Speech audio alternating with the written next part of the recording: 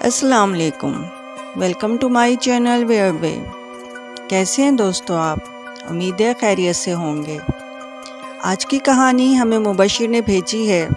وہ بتاتے ہیں کہ یہ قصہ ایک ایسے جادوگر کا ہے جس نے ایک انتہائی نیک شریف انسان پر کالے جادو کا سخت وار کیا اور اس کے ہاں اولاد کی بندش کر دی، لیکن وہ نیک آدمی بھی اس نے اللہ سے ایسی لو لگائی کہ اس نے آخر اس جادوگر کو شکست دے دی۔ کہانی کا آغاز کرتی ہوں۔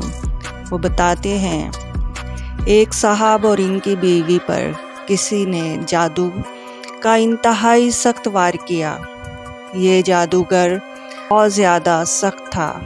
اس جادو پر باقاعدہ وہ جادوگر پہرا بھی دیا کرتا تھا اور کسی عامل کو اس کا توڑ نہ کرنے دیتا۔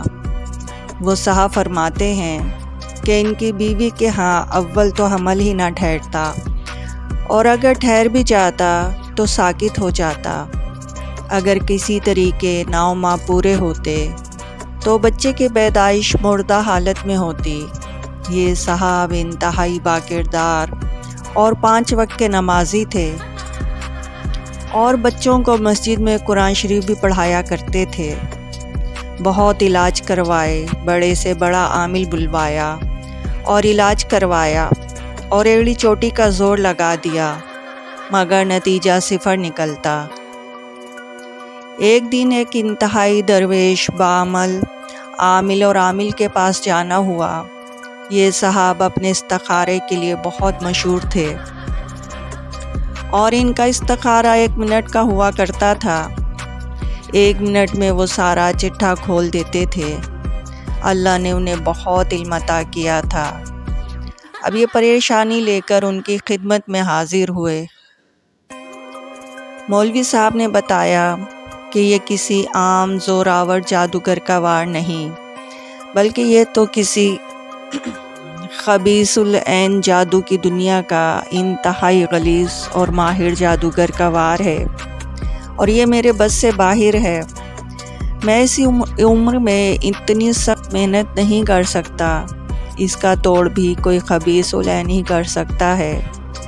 یہ چونکہ مجبور تھے اس لیے پوچھنے لگے کہ کچھ تو حل ہوگا۔ مولوی صاحب فرمانے لگے کہ سندھ کے فلاں علاقے میں ایک گاؤں کے باہر اس خبیث العین نے ان دنوں ڈیرا لگایا ہے، تو فوراً اس کے پاس چلا جا۔ یہ صاحب فوراً سندھ روانہ ہو گئے، اور جیسے ہی اس گاؤں کے گھر باہر پہنچے تو دور سے کا دہکتا ہوا الاؤ دکھائی دیا۔ انہوں نے بزرگ کی بتائی ہوئی نشانی دیکھ کر اس کی طرف پڑھنا شروع کیا۔ دور سے دیکھتے ہیں کہ ایک آدمی آگ کے پاس بیٹھا ہوا ہے اور ارد گرد اس کے ماننے والوں کا جھمگٹا ہے۔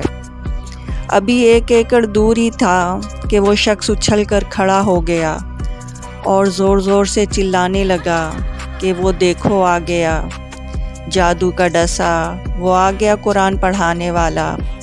یہ اس کے پاس پہنچے اور اپنا مقصد بتایا۔ اب خبیث العین خوشی سے پاگلوں کی طرح ناچنے لگا اور بولا، جاؤ فلاں کے پاس، جاؤ فلاں کے پاس، یہ گرا جو لگی ہے کھلواؤ اپنے مولویوں سے۔ غرض اس نے مولوی صاحبان کے ساتھ ساتھ ان صاحب کو بھی برا بھلا کہا اور بڑے بڑے خدائی دعوے بھی کیے اور جادو توڑنے سے انکار کر دیا۔ یہ صاحب واپس آئے اور اپنے رب کو پکارا کہ یا اللہ، یہ بھی مخلوق ہے، تو چاہے تو کیا نہیں ہو سکتا۔ یہ ظالم مجھ پر غالب آ گئے ہیں اور ظلم کرنے سے باز نہیں آ رہے، اور رو رو کے اللہ کے حضور التجائیں کی۔ دفعتاً دل میں القا ہوا کہ جادو کا توڑ تو آقا نے موزتین سے کیا تھا، اور جادو بھی انتہائی سخت تھا، بلکہ آخری درجے کا تھا۔ جب آقا محمد نے موزتین سے یہ جادو توڑا تو میں بھی موزتین ہی پڑھتا ہوں۔ اب انہوں نے اللہ کا نام لیا اور اسی راز سے باوضو ہو کر مسجد میں جا کر موزتین اس جادو کے توڑ کی نیت سے پڑھنی شروع کی۔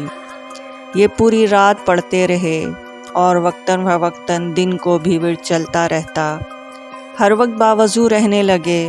غالباً چھٹے دن رات کو اونگ آ گئی اور اچانک خون کی پوری بالٹی ان کے اوپر جیسے کسی نے گرا دی ہو۔ یہ بہت پریشان ہوئے، اٹھے۔ مسجد کے ساتھ ہی کنواں تھا، وہاں نہائے دھوئے اور کپڑے بھی پاک کیے۔ مسجد دھوئی، اب سوچا ہی تھا کہ خبر لوں۔ گھر پہنچے تو وہاں بھی یہی حال تھا اور بیوی انتہائی پریشان تھی۔ بیوی کو دلاسا دیا اور فرمانے لگے کہ بھلی مانس اب کچھ ہلچل ہو گئی ہے، انشاءاللہ اب کام بن جائے گا۔ ایک نئے ولولے سے اسی رات سے پھر دوبارہ مسجد میں عمل شروع کر دیا۔ 9ویں دن پھر وہی ہوا، اونگ آئی اور دونوں میاں بیوی پر خون کی بالٹی گرا دی گئی۔ انہوں نے ہمت نہ ہاری اور پڑھنا جاری رکھا۔ 13ویں دن صبح کے وقت وہی سندھ والا خبیث العین مسجد میں داخل ہوا اور آتے ہی پیروں میں گر کر معافیاں مانگنے لگا۔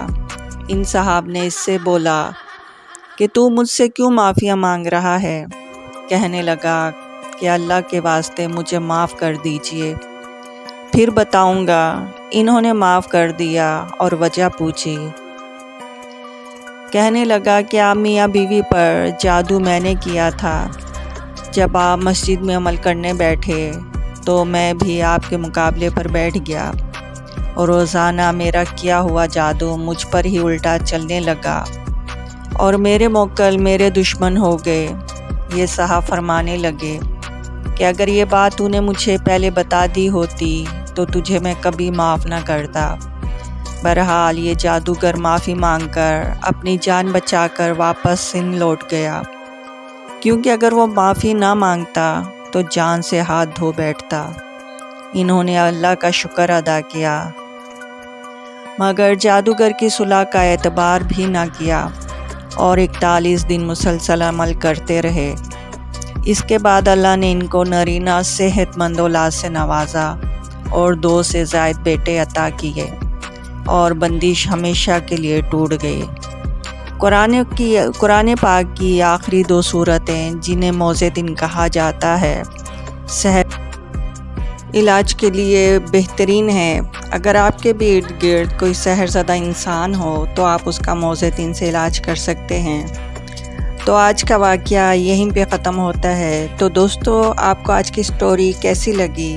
اگر سٹوری پسند آئی ہے تو میرے چینل کو سبسکرائب کریں اور بیل آئیکن کو پریس کریں، اور میرا چینل واٹس ایپ پہ بھی ہے اور انسٹاگرام پہ بھی، اور اس کا ڈسکرپشن میں لنک موجود ہے۔ میرے دونوں چینل آپ لوگ فالو کریں۔